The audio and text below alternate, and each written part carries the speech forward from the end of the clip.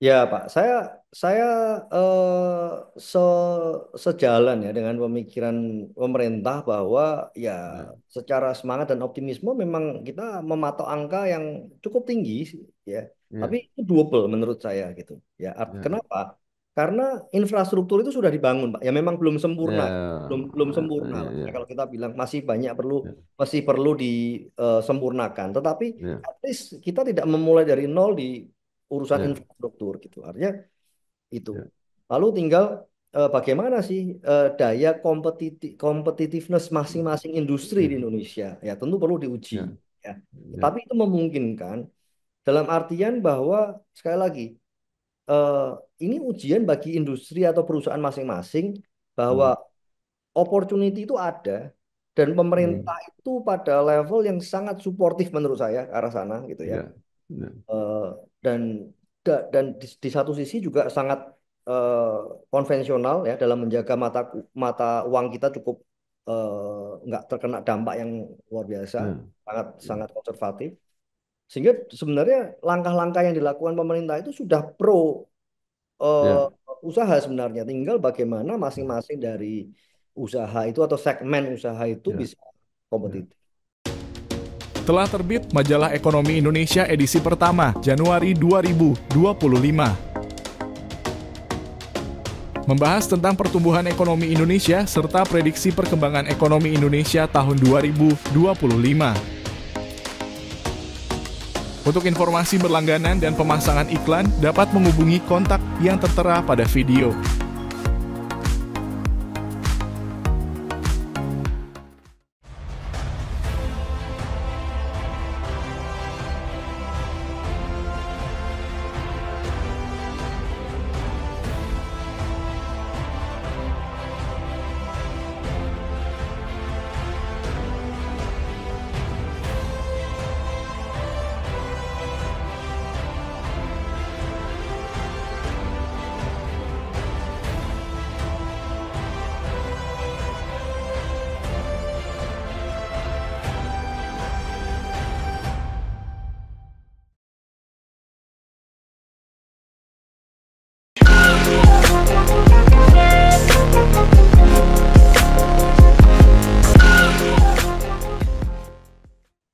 Baik, kita mulai. Assalamualaikum warahmatullahi wabarakatuh.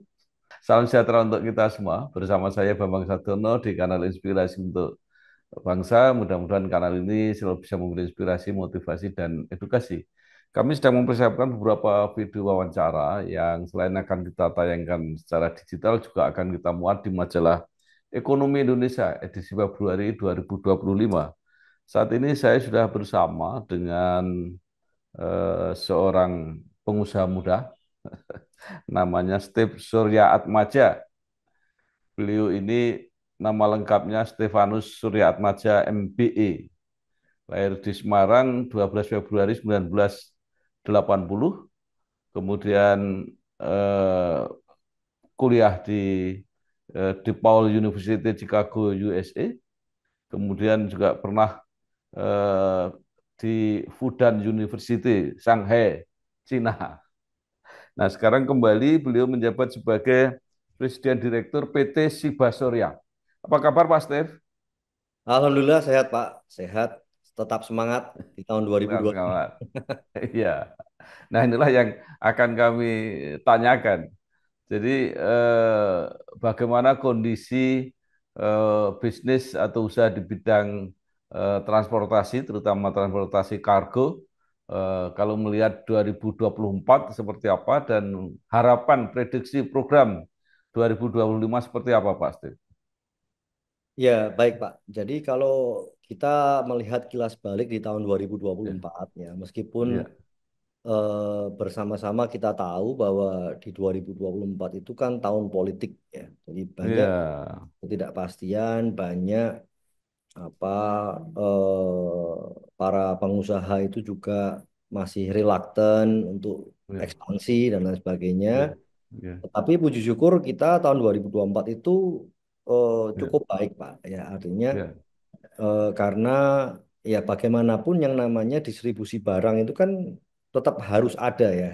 Artinya ya, kami di bisnis ini juga sudah cukup lama, 73 ya, tahun, dan kami ya, juga punya pelanggan-pelanggan yang cukup lama ya, dengan kami, sehingga meskipun di tahun politik, eh, ya ya puji Tuhan, puji syukur kita tetap bisa ya, memanage untuk ada pertumbuhan yang cukup signifikan lah di tahun 2024. ya, Nah, kami juga merasa bahwa kenapa kok bisa begitu? Karena kami bisa menjaga portofolio customer ya, kami ini cukup beragam. Jadi ya, ada industri-industri yang mungkin terkena dampaknya atau yang mungkin berkembang tidak terlalu baik bisa tersubsidi dengan yang ada lebih baik, ya, yang kok di domestik bisa kompetitif seperti itu. Jadi itu yang menopang ya, perusahaan kami dalam hal perkembangan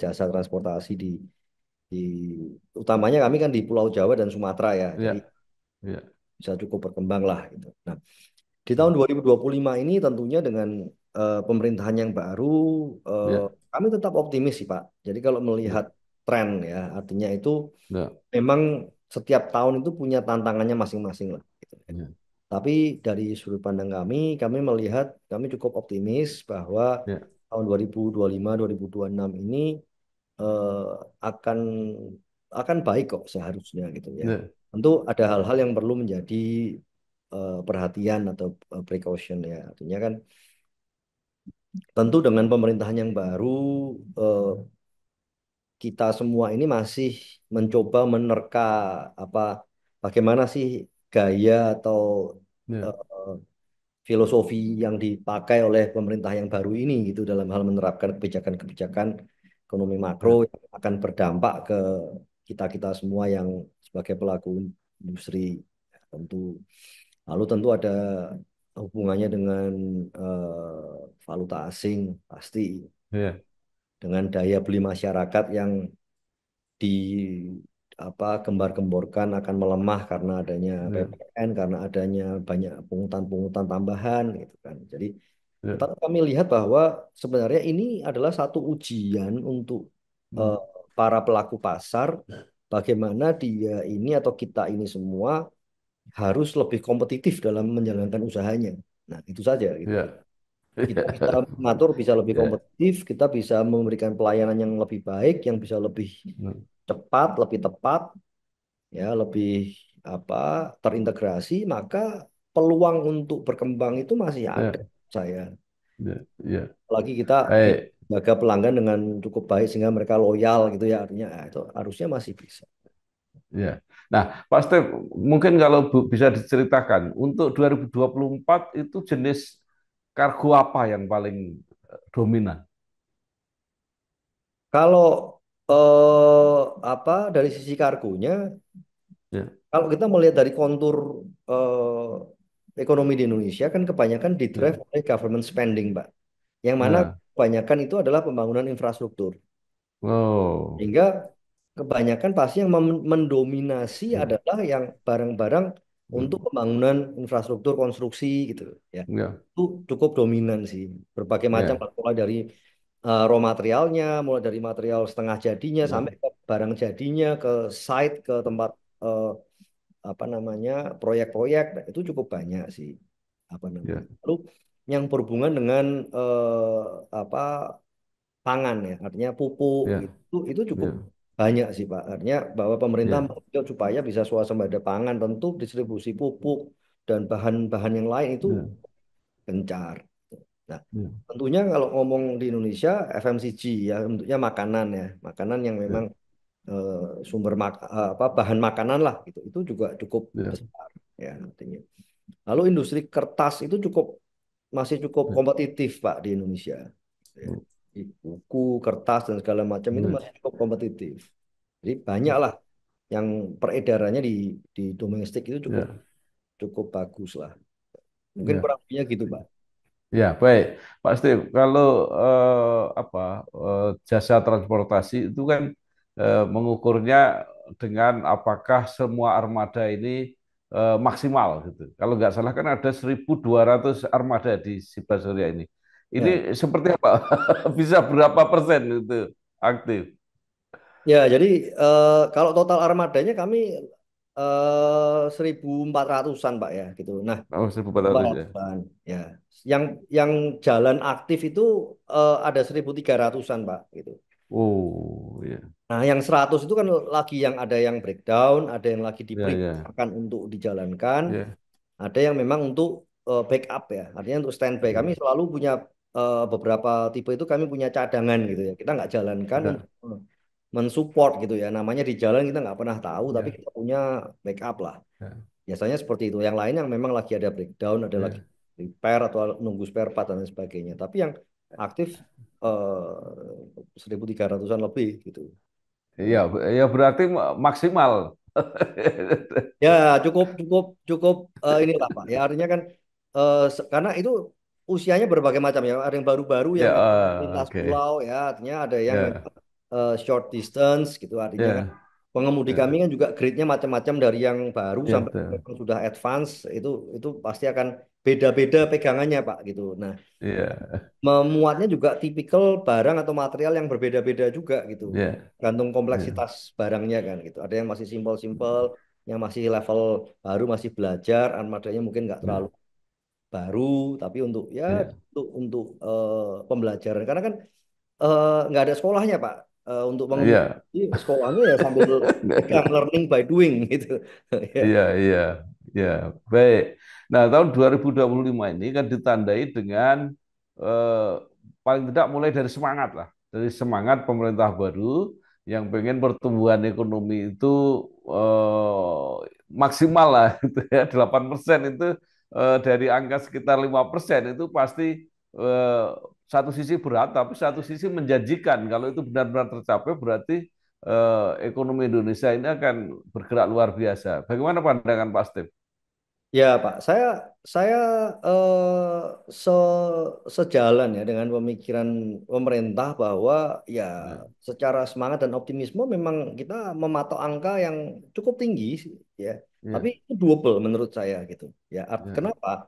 Karena infrastruktur itu sudah dibangun, Pak. Ya memang belum sempurna, belum ya, belum sempurna ya, lah. Ya, ya, kalau kita bilang masih banyak perlu ya, masih perlu disempurnakan. Tetapi ya, at least kita tidak memulai dari nol di urusan ya, infrastruktur gitu. Artinya itu. ya, Lalu tinggal bagaimana sih daya competitiveness masing-masing industri di ya, Indonesia. Ya tentu perlu diuji. ya, Ya. ya, Tetapi itu memungkinkan dalam artian bahwa sekali lagi eh, ini ujian bagi industri atau perusahaan masing-masing bahwa hmm, opportunity itu ada dan pemerintah hmm, itu pada level yang sangat suportif menurut saya ke arah sana gitu ya. ya, ya, Eh, dan dan di satu sisi juga sangat eh, konvensional ya dalam menjaga mata uang kita cukup nggak terkena dampak yang luar biasa, ya, sangat ya, sangat konservatif.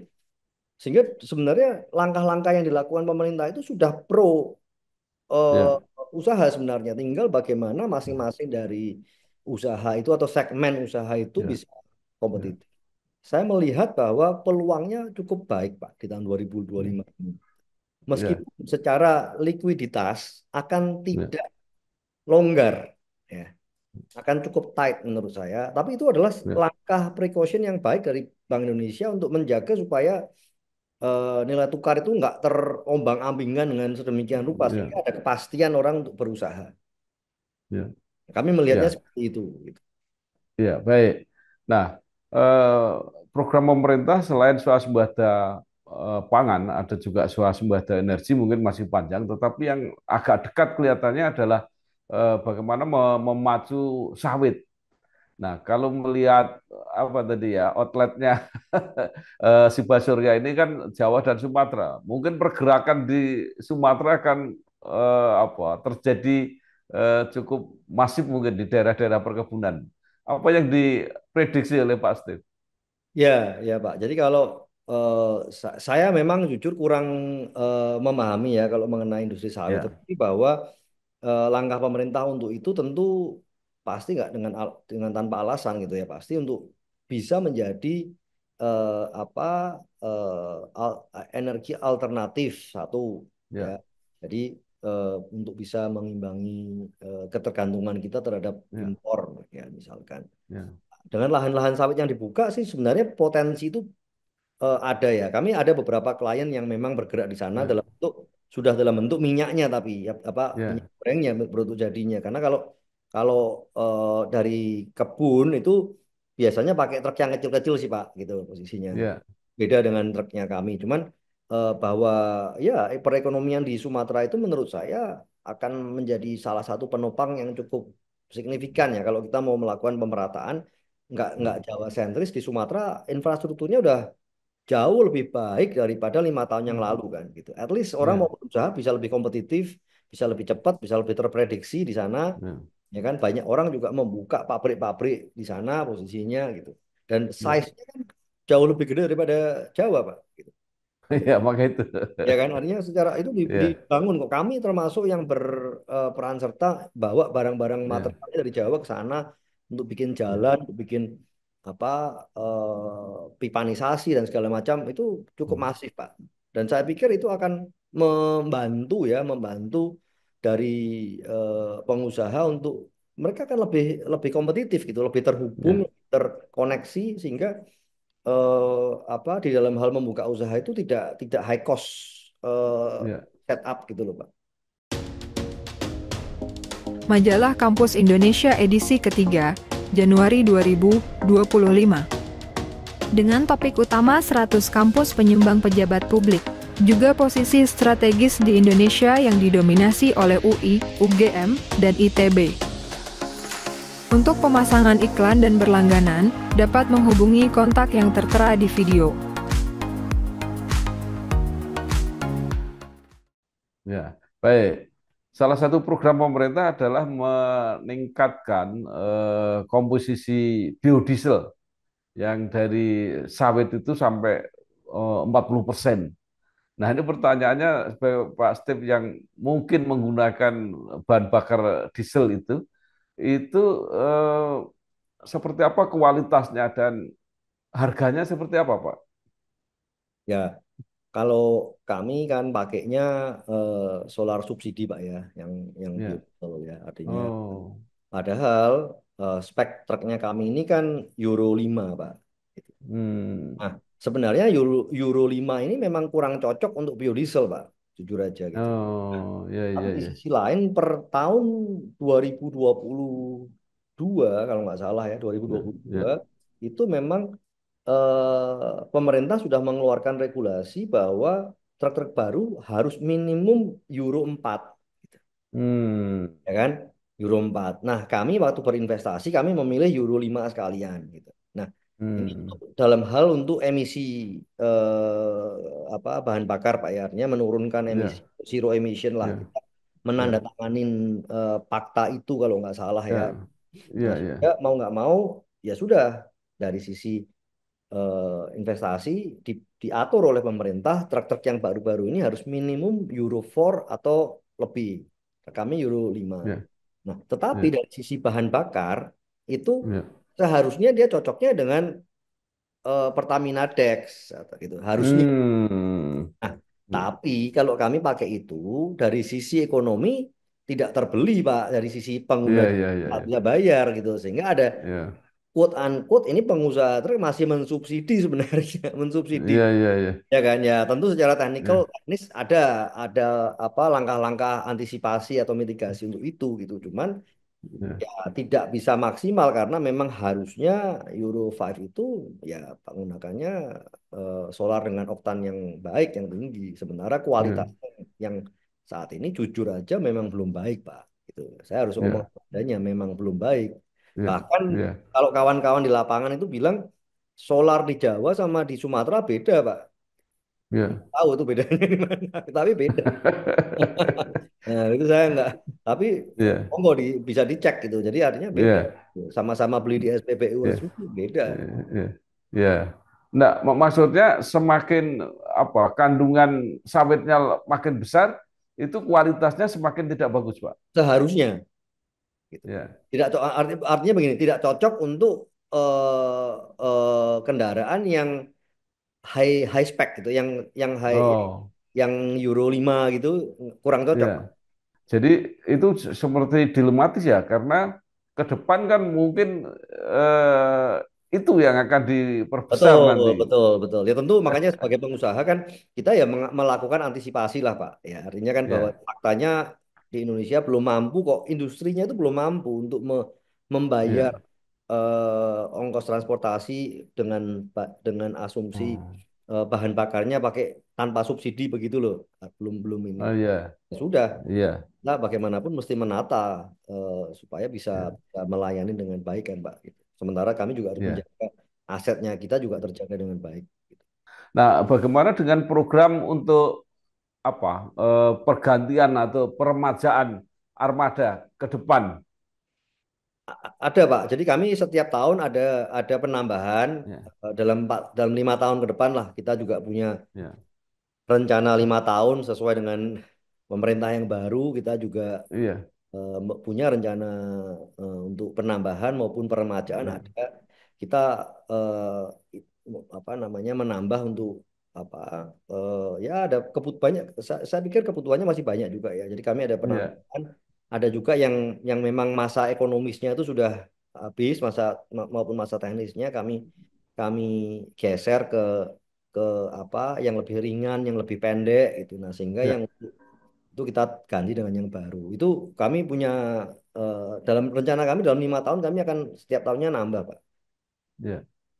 Nah, kalau dalam perencanaan itu kira-kira pertumbuhan selama 5 tahun itu akan tumbuh berapa persen untuk si Basel ya? Lah ini. Kalau kami kan optimis lah, Pak ya. Artinya Ya.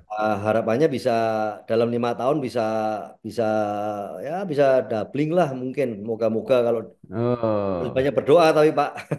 ya. Luar biasa. Ya, Jadi ya. tumbuh seratus Ini persen kan Pak ya kira-kira. ya dalam 5 tahun kita berusaha, tapi kan itu kan Ya, permasalahan utamanya bukan cuma menambah truknya Pak gitu, tapi ya, artinya kan ya, bagaimana kita bisa mengelola ya, semakin dengan skala yang lebih besar itu bisa hmm, jauh lebih efisien ya, lebih efisien. ya. Lalu juga eh, harus menggunakan teknologi Pak. Kalau enggak sulit, Hmm, kan. Nah, jadi kami memang dalam masa ini sangat getol-getolnya kita menata, mentransformasi ya, organisasinya, orang-orangnya supaya ya, bisa up to date dengan teknologi yang dipakai, supaya ya, kami bisa eh, data driven decision making lah ya, bahasanya.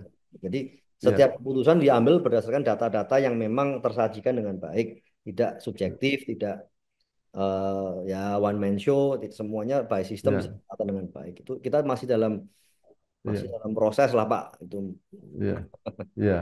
Baik. Nah, sekarang eh, antisipasi era digital ini, kalau saya lihat sepintas ya, saya juga bukan orang yang sangat concern ke situ.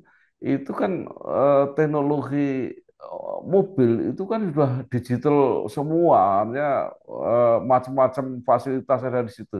Nah, pertanyaan saya, SDM-nya mengejar nggak untuk ini? ya harus mau mau nggak mau Pak. Jadi di tempat kami Ya. itu kami sudah memulai proses digitalisasi ini sejak tahun 2017 ya. Oh, Dari yang sangat basic eh, pasti ada apa kebingungan, ada satu penolakan bahkan gitu kan ya. Tapi ya, pada suatu titik kan SDM ini menyadari bahwa sooner or later, like it or not, ya, memang harus ke sana gitu. Nah, ya, dalam konteks ini perusahaan memfasilitasi, mendukung, mensupport supaya kawan-kawan ini semua orangnya sama, tetapi wawasannya, skillnya bisa ya, terbaharukan menggunakan teknologi-teknologi yang cocok lah gitu. Nah, itu ya, kami dalam ya pasca COVID itu Pak 2022 ya, sampai sekarang ya, itu kami sangat-sangat intens untuk melakukan training dan penyelarasan akan penggunaan teknologi yang sesuai, tapi juga SDM-nya juga di ya, apa upgrade ya. Artinya SDM ini kan manajemen maupun tim driver gitu. ya, Nah, jadi kami punya modul-modul dan bahkan kurikulum Pak ya untuk pelatihan driver itu mulai ya, dari basic sampai yang advance termasuk ya, penggunaan teknologi itu Pak. Jadi eh, ya buat modal kalau nantinya kita mau buka akademi driver lah. Tapi itu modul dan kurikulumnya kami Iya, udah siapkan dan kami coba sempurnakan. Karena iya, mau iya, nggak mau kami bisa beli truknya baru. Tapi kalau iya. kalau Ah, SDM-nya nggak kita upgrade, nggak kita selaraskan kan nggak mungkin Pak ya akan mismatch gitu. iya, Sehingga kita iya, investasinya di unitnya kita baru perbarui. iya, Seiring dengan itu kita juga melakukan upgrading di pengemudinya gitulah. Itu sebelum iya, pengemudinya, tim manajemennya juga kami punya kurikulum untuk masing-masing apa unit kerja itu bagaimana mereka mengupgrade cara kerjanya supaya bisa lebih eh, iya, produktif lah gitu, lebih eh, nggak banyak error gitu misalkan, lebih iya, data minded, pakainya data driven gitu posisinya. Nah, hal-hal seperti itu kita iya, ke arah sana. Tentu tidak semudah yang saya ucapkan Pak, artinya iya, kan melawan gravitasi ya orang pada nggak ini. iya, Tapi iya, so far hasilnya cukup baik Pak. Artinya iya, setelah kawan-kawan ini sadar, oh ternyata teknologi ini sangat membantu ya gitu loh. Tidak iya, tidak semata-mata menggantikan mereka, tetapi membantu supaya mereka bisa bisa bekerja dengan output yang jauh lebih besar, lebih nggak capek, iya, bahkan seperti itulah gitu. iya. Kami bahkan Nah, dalam hal pengaturan armada dengan order itu sudah dibantu dengan AI Pak. Gitu. Jadi iya, untuk karena nggak mungkin lagi ribuan order dengan ribuan truk di matchingin kan sulit Pak, iya, ya kan? Nah itu iya, kita udah cashless pakainya itu. Jadi ya sehingga teman-teman itu yang tadinya juga bingung pelan-pelan mulai belajar dan bisa sudah mulai menikmati lah kurang lebih gitu. iya. Ya. Pasti. Itu ada nggak kaitannya dengan apa ya, usia? Artinya bahwa ke depan mungkin yang cocok memang yang masih usia-usia muda lah, yang senior-senior mungkin agak gaptek gitu, enggak? Saya kok nggak percaya itu, Pak. Saya pribadi ya, saya Nah, tanya, saya tidak ya, percaya itu sih. Artinya bahwa ya, saya di di apa lapangan di tempat kerja kami menemuin kawan-kawan yang secara usia cukup senior dan dia ya, mengalami eh, masa-masa reformasi sebelumnya lah masa-masa ini, tetapi ya, keinginan untuk berkompetisinya tinggi, nah, kemampuan beradaptasinya cukup tinggi, dan dia cukup rendah hati untuk mau belajar meskipun posisinya sudah cukup ya, advance, sudah cukup tinggi, tapi masih mau ya, belajar hal baru. Itu ya, dia mau beradaptasi dan bisa Pak gitu. Itu banyak ya, intinya gitu. Ya tentu kalau ya, ngomong pace-nya gitu kan ya, sama anak muda ya sedikit lebih pelan lah. Tapi kan tidak ada masalah ya ya, kan. ya, Nah, ya, bahkan ada anak-anak muda yang justru kebalikannya, usianya muda, tapi ya, degree competitiveness-nya lemah, Pak. ya, Artinya jadi, wah ini yang kebalikannya gitu ya. Yang tua ya, masih ya, ya, kompetitif, masih semangatnya semangat 45, yang muda-muda ini kayak wah, terlalu terlalu empuk gitu bahasanya gitu. Jadi, nah ini. Jadi dia seharusnya dia fasih, tetapi justru karena kurang kompetitif dan ya, mungkin kurang humble dalam hal mau ya, belajar hal baru, malah tidak tidak bisa apa mengabsorb atau menyerap itu dengan ya, baik. Saya ya, kalau usia nggak ada ininya lah, ya, masalah ya, ya, nggak ada. Yang penting Pak, ya, pribadinya masing-masing, Pak. ya, pasti si Basurya 73 tahun. Nah, posisinya di dalam bisnis ini, transportasi terutama kargo ini, seperti apa, Pak? Apakah jadi market leader atau seperti apa? Ya gini Pak, jadi kalau dari usia perusahaan kami ini kan memang tergolong salah satu yang cukup senior lah ya di, Ya, di bidang usaha ini. Jadi secara size kami cukup apa besar kalau dibandingkan ya, dengan satu persatu. Cuman kan kalau kita melihat dari industri secara overall ya kami ini kecil, Pak. ya, Saya pikir ya. seperti itu karena industri jasa transportasi itu besar dan tersegmentasi banyak Hmm, kan. Jadi tidak bisa kita mengklaim leader atau apa, tapi secara ini memang faktanya kami udah 73 tahun dan sehingga banyak ya, pelajaran-pelajaran yang apa di dalam 73 tahun itu kan yang kami juga sudah belajar gitu, misalkan Ya, mengantisipasi kondisi ekonomi seperti ini kayak apa ya, dan sebagainya. Dalam hal melakukan pricing policy seperti apa ya, dan itu kami juga sudah eh, kurang lebihnya ada gambarannya lah gitu. Nah, ya, tapi dengan positioning itu kami ini memang punya misi Pak gitu loh. Artinya bahwa Anda ditempatkan di sini sudah lama, bagaimana gitu untuk bisa memberikan pencerahan, memberikan satu apa example yang baik yang bisa mengubah landscape industri ini dengan lebih baik. Kalau kita tahu di Indonesia itu biaya logistik masih sangat tinggi, 24 ya, ya. Kita bisa cek terakhir tutupan tahun ya, kita cek masih sekitar 23-20%. Artinya ya, masih belum benar sebenarnya gitu. ya, Jadi kenapa kita nggak kompetitif? Karena setiap harga ya. 124-nya biaya logistik itu posisinya. Nah, Oh, mahal sekali di negara maju, bahkan belasan ada yang single digit. No wonder hmm, kompetitif. nah, Ini. ya, Nah, sekarang kenapa nggak kompetitif? Karena satu, mungkin negara kita kepulauan, gede banget gitu ya. ya, Mungkin ya. kalau kita mau komplain kan ngomongnya gitu, gitu.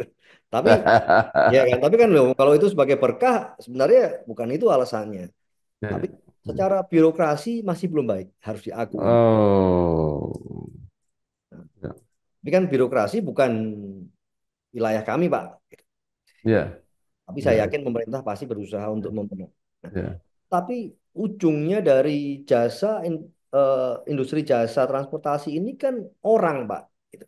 ya, Orang ini yang kami merasa terbeban untuk involve.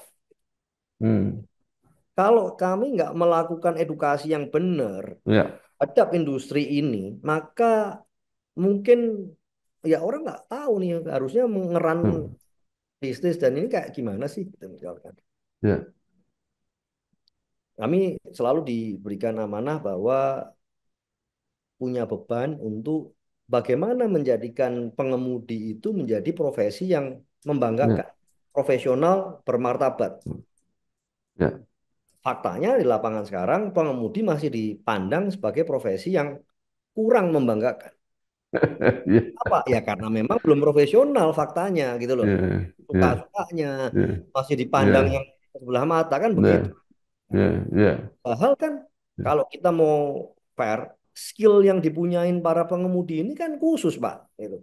Nggak ya, banyak orang bisa, ya kan? Nggak ya, banyak orang punya kemampuan bisa mengendarai kendaraan gede dengan material yang berat, ke medan yang berat, nggak banyak. ya, Misi kami salah satunya adalah bagaimana memberikan pencerahan ke teman-teman ini supaya mereka ini secara kemampuannya ya, upgrade dari sisi ya, teknologi, dari sisi ya, skillnya, dari sisi ya pencerahan bisnis like-nya gitu. Bagaimana dia harus ngerti. ya, Kalau kita orang kayak Pak Bambang dengan saya itu ya, kalau kita janjian sama orang ya nggak jam 8 ya nggak boleh telat. Itu sudah moral sudah ya, bisa buat kita Pak. Jam 8 ya, kita datang 8 hmm, kurang 5 itu sudah ya, itu gitu. Nah, sama halnya ya, kalau membawa barangnya orang harusnya nggak boleh terlambat Pak. ya, ya, ya, Kan? Tetapi ternyata hal oke, beginian belum common ya, gitu loh. ya, Karena ya, mungkin di lapangan juga godaan banyak, ya, tantangan banyak. ya, ya, Tapi ini kan perlu ditata ya, oleh ya kendaraannya harus sehat. ya, Sistematika ya, pembagian ordernya harus tepat, ya, harus ada insentif yang baik. ya, Sangkutan juga harus dibekali juga ilmu-ilmu bagaimana mengatur time oke, money management baik, dan lain sebagainya lah gitu. ya, Jadi oke, ini PR di luar ya, urusan berbisnis kan ini harus kalau enggak ya sampai kapanpun ya, sulit mau bisa ya, maju. ya.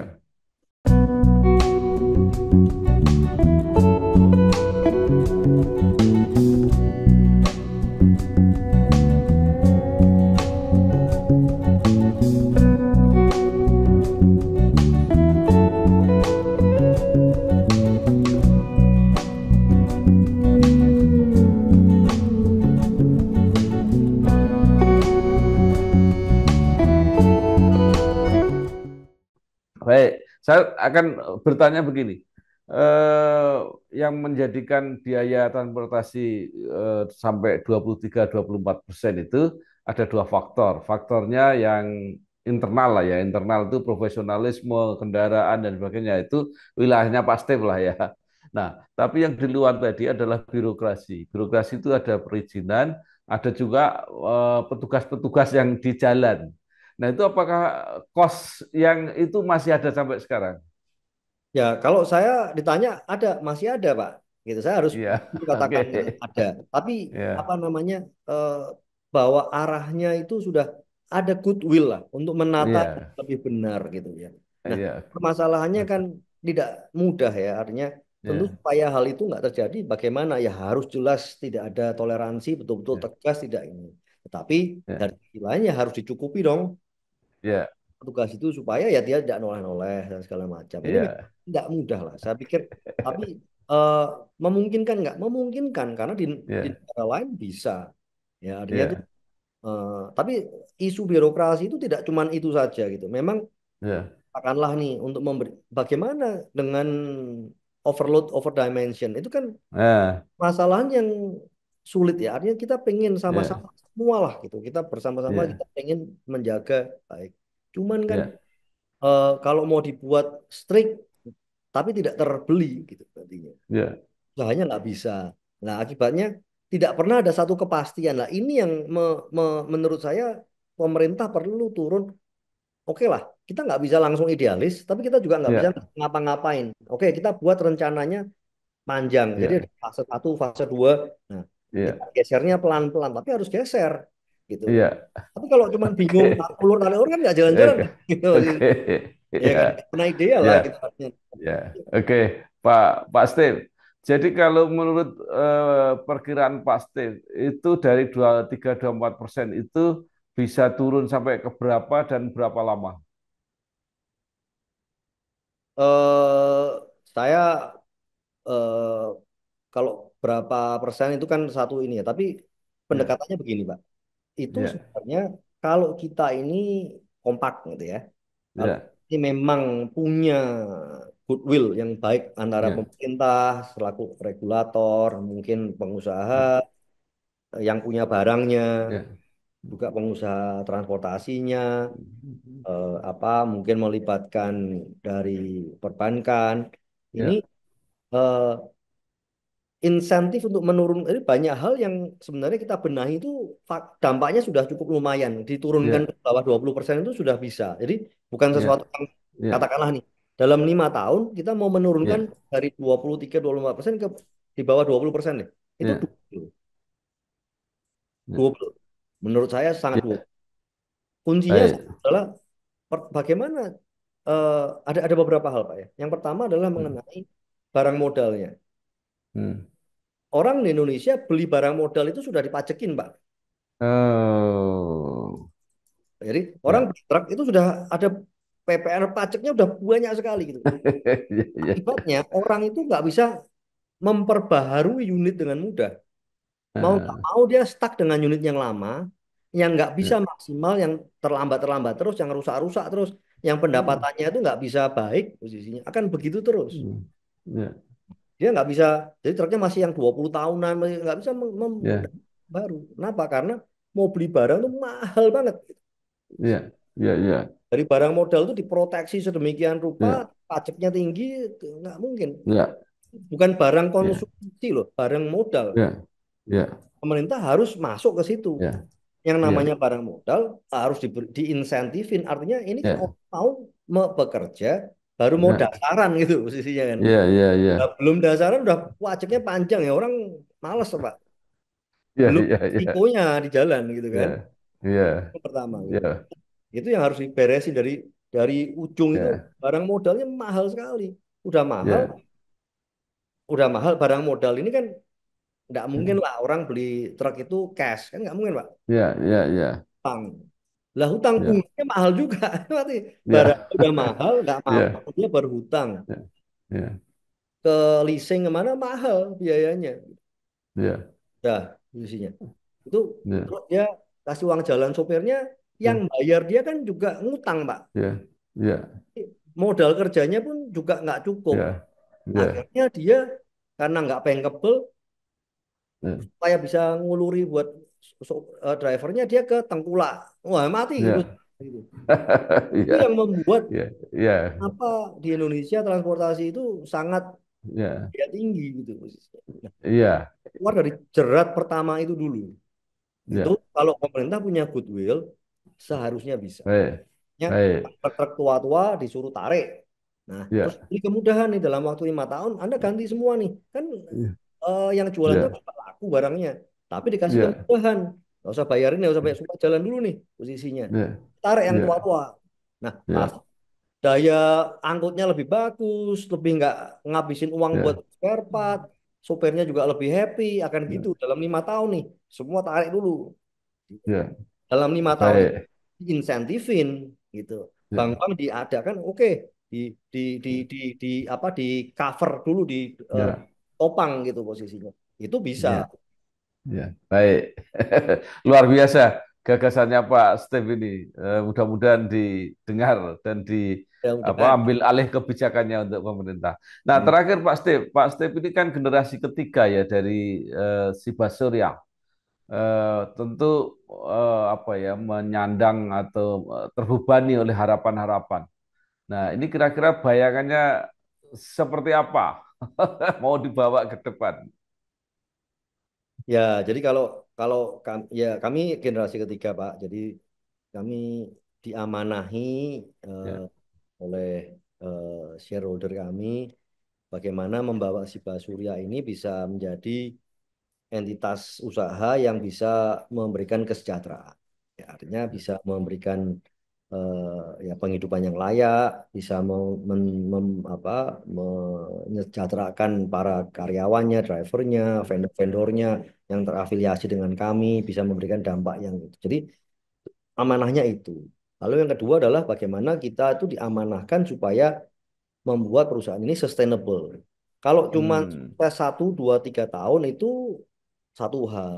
Tapi bagaimana membuat perusahaan ini bisa menjadi perusahaan yang katakanlah 100 year company, bisa Hmm. berkesinambungan, bisa berkelanjutan, itu kan tidak mudah, Pak. Ya, artinya Ya. tantangan-tantangannya itu Ya. banyak gitu.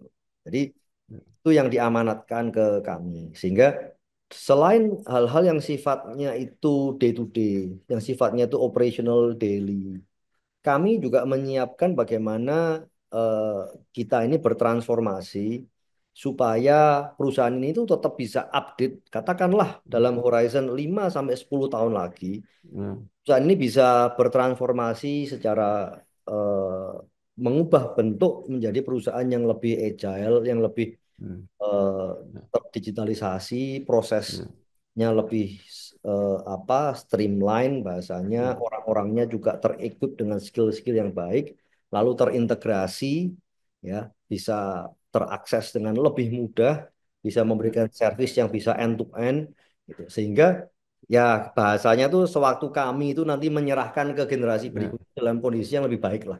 Nah, kita Nah. sembari hal-hal yang sifatnya itu eh, harian atau yearly, kami juga menyiapkan itu, Pak. Jadi artinya menyiapkan Ya. sumber-sumber. Kita ada namanya FLP, Future Leader Hmm. Program. Kita menyiapkan Hmm. leader-leader untuk 10 tahun lagi. Kita Hmm. menyiapkan juga apa teknologi-teknologi yang eh, memiliki AI yang akan pasti 5 tahun ke depan itu dibutuhkan. Sekarang mungkin belum, tapi kita punya R&D yang menyiapkan itu, yang mana lagi diuji cobakan, belum bisa dirilis karena mungkin Ya. sangat jauh gapnya dengan user untuk saat ini. Tapi kami siapkan untuk bisa di next generation itu bisa untuk bisa menjadi alat yang membantu.